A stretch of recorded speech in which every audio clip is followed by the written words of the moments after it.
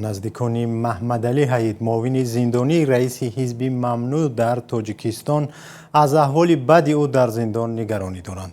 ابتدای ماه روان دو خواهر و همسر محمد علی حید در زندان با او واخوردند.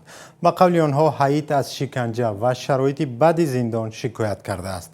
گل بیبی حید و خواهر محمد علی حید به دفتر رادیو آزادی در دوشنبه آمده چنین گفت: روزی 2 ایون اویلشون دوتا خواهرم واخوری می‌دارند. بعد همراه حید یک تا افغان و دوتا کش و همین آدم کشه جو کردگن. ای همین سبب حید همیشه همه چی گفته که اکن مقصد که میکشنده من همین وای میکنم که آینده ندارم. و فایرود میکنه، ناچلنیک کریتیا فایرود میکنه، ناچلنیک تورمای فایرود میکنه.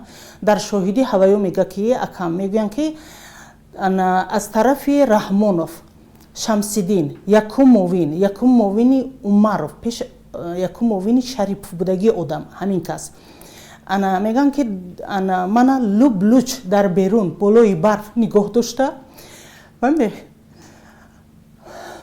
دوبینکا شب میکنه، خودش نه فرمان میتیه دوبینکا شب میکنن.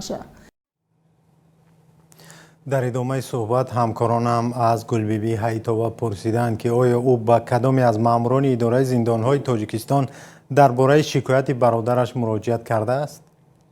سرش کفاندگی بود، پردگوشش کفیدگی بود، ما لباسای خونالود برآوردیم. من نزدیک رحمانوف در اومده بودم، گفتم که من اهمی چیزا با خبرم که نسبتی حیدتوف چیکار کردگیه.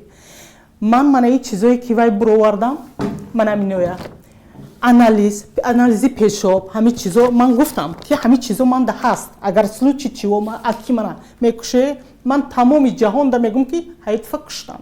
هر وقتی که انمی با می دراین ویا چی میکنم پراویر که امی ویا کو چیز چوروش میگرفتن، پاستلوش میگرفتن، تیفالوش میگرفتن، دوروش انمی درد دل کتی خوب رفتگی کو دوروش نمیتیان. فهمیدی؟ وقتی که بعد من مراجعت کردم و دوای کردم که نسبت همی آدم وای میکنه گفته کو بعد دوروش دادن.